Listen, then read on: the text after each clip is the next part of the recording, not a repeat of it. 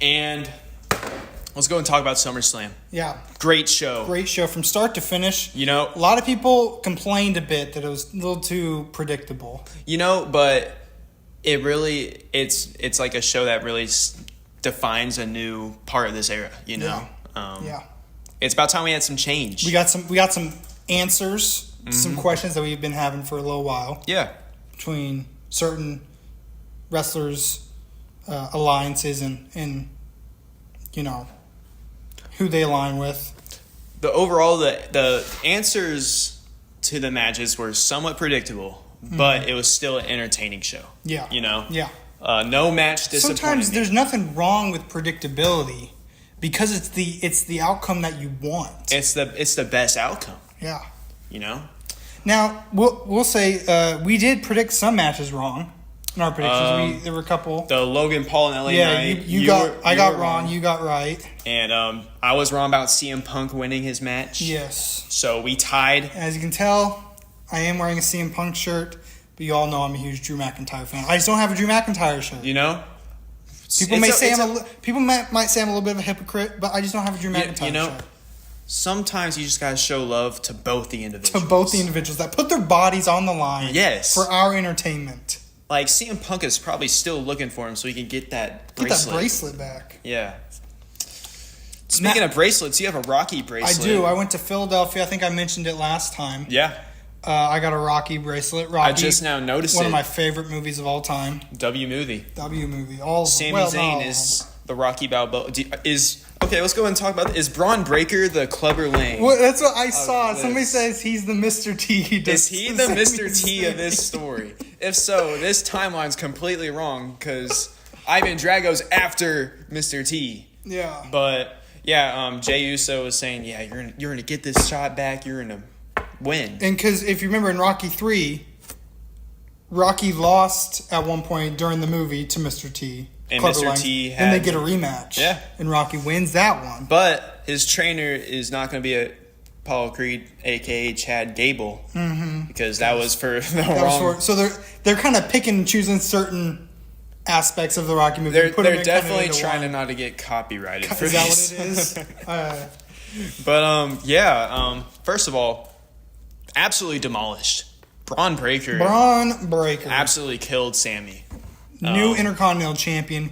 Well deserved. This guy's a star. Mm-hmm. This guy is a star. And he's in his 20s. He's not that old. Yeah, you said that he was going to be the world champion in the next 2 years. Yeah, I think in the next couple of years he'll be world champion. After that match, I agree. Yeah. Because we got to see that this dude beat someone in like a minute. Yeah, how do you stop a guy that moves that fast? And Sami Zayn also beat Gunther, who is the world champion. Who is now the world champion. So, technically, Braun Breaker should beat Gunther in a quicker amount of time. That's what they say. If we're going off statistics... According off of science, this guy beat this guy, this guy beat this guy. We were in the lab for this one. Yeah, we did the work. We did the work. Braun Breaker. Just a monster. Absolutely insane. Absolute monster. And I don't see anybody taking the title off of him for a hot minute. Yep, I feel like we're still going to see this rivalry between the two. A little bit more. We'll get at least one more match. And I think Sammy will at some point go against Gunther for the world title. At some point. Speaking of Gunther, let's go ahead into that match. Gunther beat Damian Priest. Which we predicted, and I think a lot of people predicted. Yeah. Gunther is easily, at first glance, a main event star. And he proved it, and finally he got to that point of being a main event star.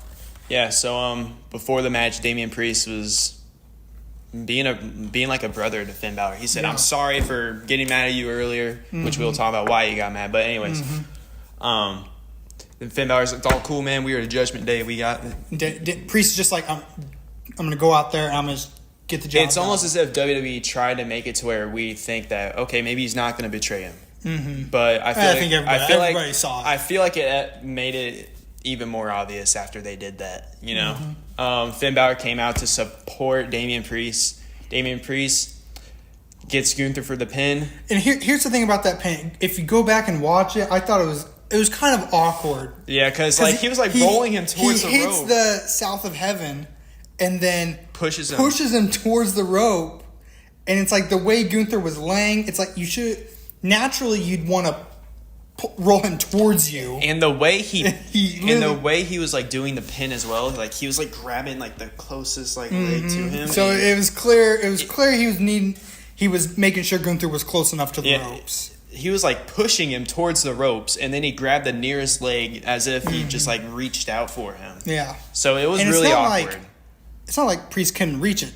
Damian Priest is a very tall guy. He can just reach right over and grab the leg. I wonder if wrestling's saying that this was a rookie mistake. Whoa! But I feel like you should know to get that foot. If you're a world champion, you should know. Yeah. If you're a world champion. That is a very Mr. Money in the Bank move right there. Anyways. Or should I say Senior Money in the Bank? Finn Balor puts the foot on the rope. Yeah. And at first Priest doesn't see it. And then he saw the video replay. And he was not happy. And you just see that angry face of Finn Balor. I also want to point out that he got the upper hand again, and he was going to beat Gunther, but he could not put the Finn Balor to the side and win the match first. He was too distracted. Yeah. He had the chance to win again. Yeah. But Finn Balor full on distracted him. He could not keep his eyes off of Finn. Gunther picked up the W by, was it technical submission? It was submission, from the... He didn't tap out. He did not tap out. He didn't. He got knocked out. But either way, Gunther is the new world champion. And Gunther said that with the help from Finn Balor, he still doesn't feel like that title win was tainted in any way. Mm-hmm. He still feels like it was clean and deserved. Which, bullcrap. He was going to lose. You're going to say the ring general was going to lose? You think? Yeah. You think? Yeah. Another South of Heaven chokeslam, and he wouldn't even... I don't see anybody taking the title off Gunther for a very long time. Oh, definitely. NXT UK champion, he was... I don't know what the number is, but forever he was champion. I wonder if this is going to be like a reign that goes on for at least a year. Intercontinental champion, he was for like a year and a half. 666 days. They should have thought about just that. One more day. One more day, man. And then now he's world heavyweight champion. Yeah. So who's going to stop him? I mean, we'll get to what happened on Raw. We will, yeah. His next contender. So, since we're staying on topic with the Judgment Day, let's go ahead and talk about Rhea Ripley and Liv Morgan. Yeah, the match that opened the night. First of all, Rhea Ripley was absolutely demolishing Liv Morgan. She looked unstoppable, but she kept getting in her own way. She could have so many times pinned Liv Morgan. Yeah. But she couldn't get out of her own way. There was a point where she like hit the riptide, but she just didn't win. Yeah, it's like pin her. You'd win. You'd be champion again. So she grabs a chair and she's ready to whack. She's about to hit her to lose everything. First of all, Dominic was doing this more on Rhea's side. Mm-hmm. Whenever he grabbed the chair from her and stopped her, he was like, "You can't win this way." And that's what I was saying at the TV. I was like, "Rhea, what are you doing? Yeah, Rhea, you're gonna lose the title. You're gonna lose the match. Disqualification." Everyone was thinking that. Yeah. And so Rhea's like, "You're right." Dominic. It was the first time I ever seen Dominic, I think, do something smart. Mm-hmm. Was take the chair out of Rhea's hands. But then Dominic grabs that same chair, throws it into the ring, distracts the referee. And Liv Morgan does Oblivion onto the chair and wins the match. 1, 2, 3. First, she also did the Oblivion after the Dominic grabbed the chair. Mm-hmm. And she didn't win by that because Rhea's the GOAT. Rhea is still way better than all the women on the roster. She's 99 overall is what I say. Still. I say 100. 100. Let's go one more. Put her at 100. She is up there with power like Roman Reigns. Yeah. I feel like she would have had a reign like Roman Reigns if the injury didn't happen, you know. But Dominic betrayed Rhea Ripley, and he's now Daddy Dominic. At first, Rhea doesn't realize really what happened. Yeah, and the crowd isn't 100% sure if Dominic did it on purpose because all he did was just slide it in the middle of the ring. But then we see Dominic kind of have that smile on his face. He picks up Liv Morgan from the ground, and they start making out at SummerSlam. The kiss heard around the world. Rhea Ripley was distraught. Irate, distraught, All the words. Yeah. I never seen so much sadness on Rhea Ripley's face. Mm-hmm. I don't think I'd ever seen Rhea Ripley that upset, in that emotional state before. Yeah.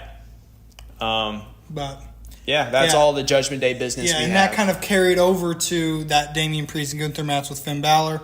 It's looking like we have a new Judgment Day. We do. It's and very we see it on Raw. On Raw. We see it on Raw. Very much on Raw. Let's keep going. Let's do LA Knight, Logan Paul.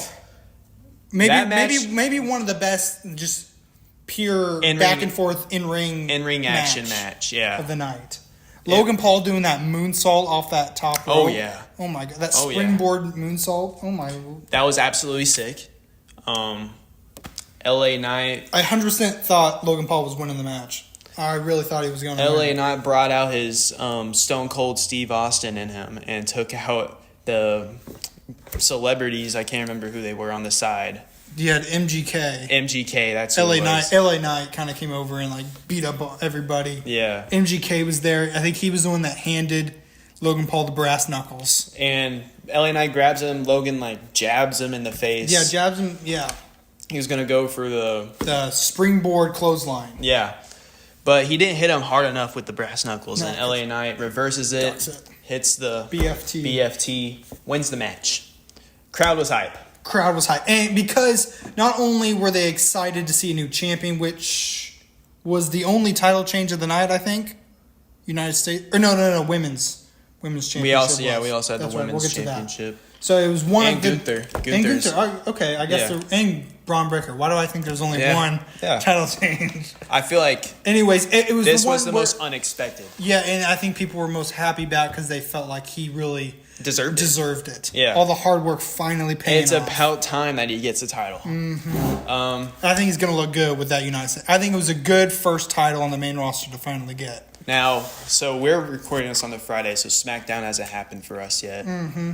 Who do you think's the next challenger? Do you think it's Logan Paul's going to come back for some more, or are we going to get someone else? I think it'd be cool to see one more match with Logan Paul. Get a rematch. I think we'll see something there. Maybe for Bash in Berlin, just because he's a celebrity. Yeah, and you definitely see with these overseas events, they try and get some big name matches to go in there. I could see it. Yeah. Yeah.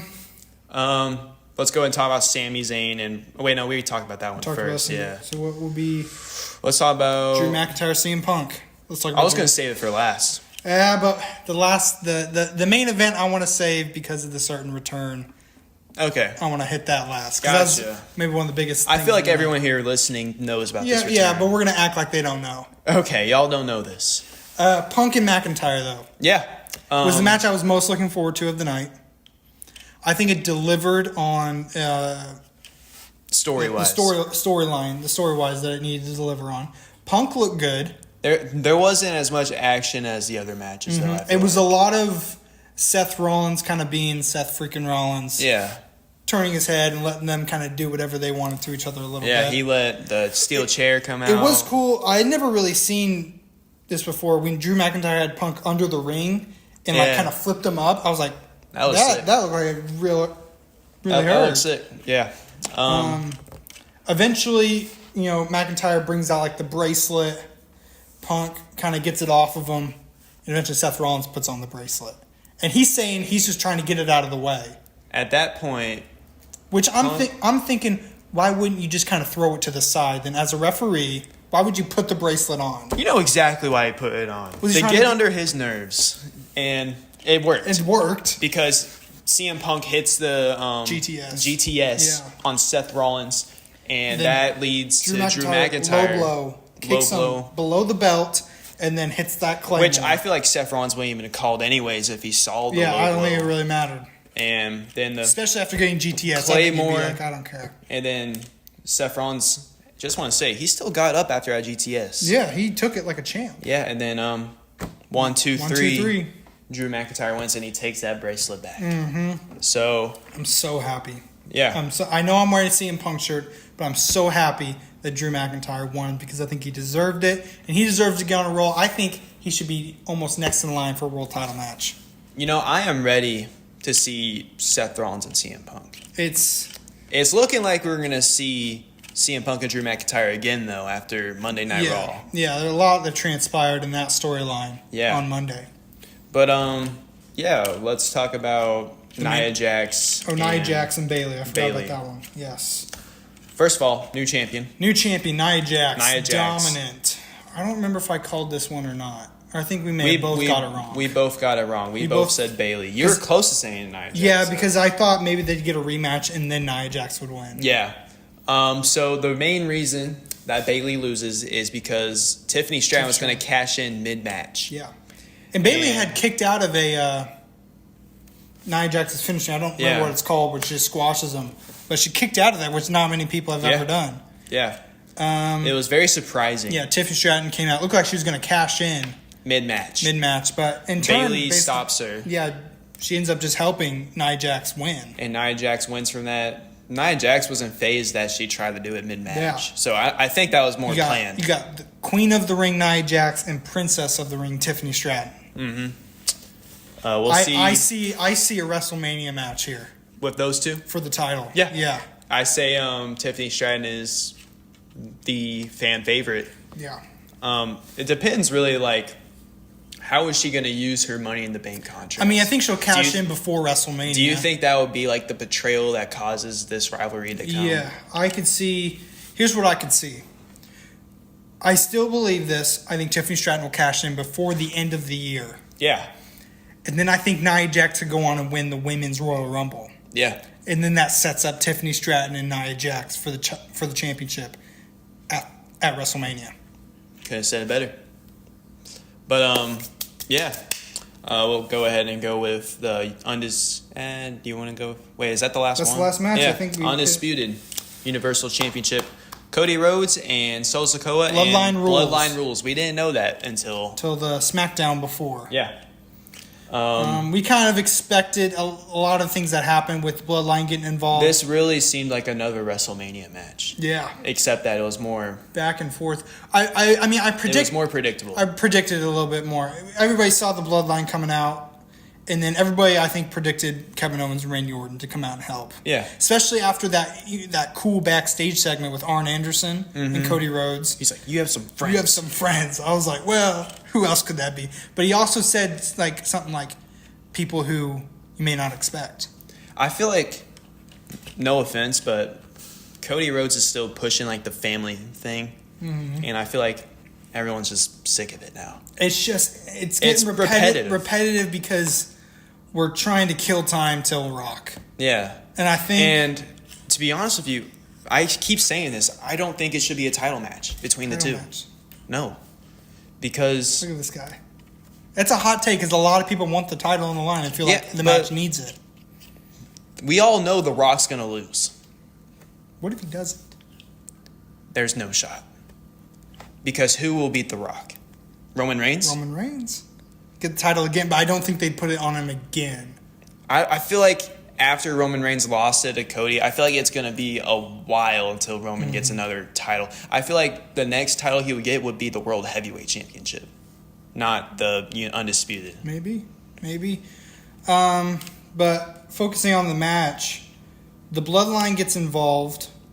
First it was Tama Tonga and Tonga Loa. And Kevin Owens, Randy Orton come out and take care of them. Then it's Jacob Fatu who starts tearing up Cody Rhodes. Just want to point out, it was hilarious whenever you see the botched where he pushes him. He has an eye patch, so he couldn't see anything. Yeah, he carries him over into the ropes instead of the turnbuckle. Then he picks him up again and hits him into the turnbuckle to finally hit it. Yeah. But anyways. We all knew this was going to happen. Yeah. So Jacob Fatu hits the splash onto Cody through the announce table. Hurt his knee. It looked like he really did something bad to his knee. So I feel like the upcoming returner was supposed to go after Jacob Fatu at first. I feel like they may have had to call an audible. Because you see Solo come over and check on Jacob Fatu. And also... And the ref's over there trying... And it just looked like he's in just terrible pain. Good job to Solo for realizing what was happening. And then... Fly. It was like, okay, maybe I need to take this. We need to figure, we got to change something real quick. But he eventually, he gets Cody in the And then we hear the music. And also, I just want to say, it was different. A little different, and I liked it. I loved it. I was like, this is sick. Sick, dog. It's kind of like Cody Rhodes with like the beginning of his song WrestleMania. Yeah. And the crowd goes nuts.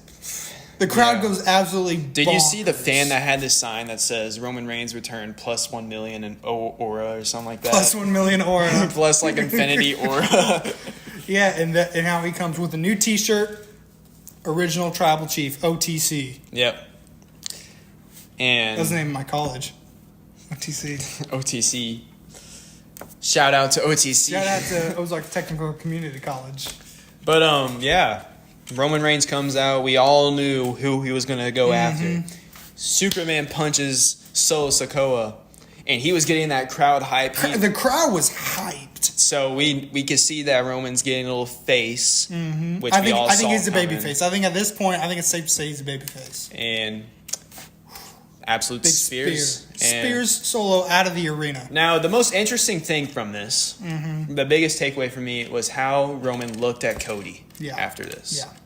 And you could tell that Roman was wanting to do something. It was almost an acknowledgement of respect that, okay, you did it. You beat me. You were the one to beat me. But you are not my problem right now. You're not my problem. I have bigger things to do think we're going to get one more match. Oh, yeah. Between Roman and Cody. We got... It's kind of like Rocky Balboa and Apollo Creed. Those two had to have one more match. One more match. And, of course, it wasn't with a crowd. It was inside behind closed doors. Yeah, but still. We always need a third match. I could see it happen at Crown Jewel. Yeah.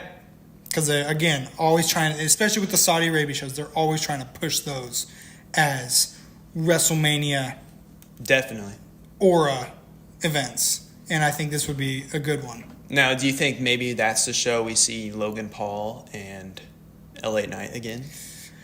I don't know, because that's usually they do it in November. I think that unless Logan Paul just takes a break and comes back. But if Logan Paul sticks around, I think we'll see it sooner rather than later. But like if he took like a break, then maybe they may do that. Crown Jewel. But Tribal Chief has returned. And Cody picks up again. Cody retains. There's rumors that a new right hand man will be with Roman Reigns because everyone thought it would be like a new member to the new bloodline. But I'm starting to think this is the replacement. Maybe this guy will take Sami Zayn's spot in the Survivor Series, which is sad. But it's looking like Sami and Jey Uso potentially could be getting championship title matches. Tag team. Yeah. And if they win tag team titles, then I 100% think they'll bring Sami back into the bloodline. Yeah, that's if that happens. Which I definitely think they're gonna bring Jey Uso back in. Definitely. But if he's champions with Sami, I think they'll bring Sami easily along because Jimmy's coming back soon, and I think Jimmy's coming back with vengeance. And I think this could, if played well, this could put Jimmy in the same tier as Jay. Yeah. If he comes back correctly I like that, and does the rights written correctly. So that's SummerSlam. One more SummerSlam. Jelly Roll was there. Did a little performance, and then later with Awesome Truth, they confront A-Town Down Under, and Jelly Roll comes in and delivers one of the biggest choke slams I've ever seen in my life. Then they all do a 5-knuckle shuffle. He had him up high, too. Yeah, he took him way up there. Do you think maybe a little jump helped out with that? Yeah, I'm sure Austin Theory helped a little bit. But then that 5-knuckle shuffle, that was all Jelly Roll. That was sick. That was all Jelly Roll. That was sick. I loved it. It was very entertaining. Yeah, very entertaining. I'd love to see some more Jelly Roll in the WWE. So, yeah.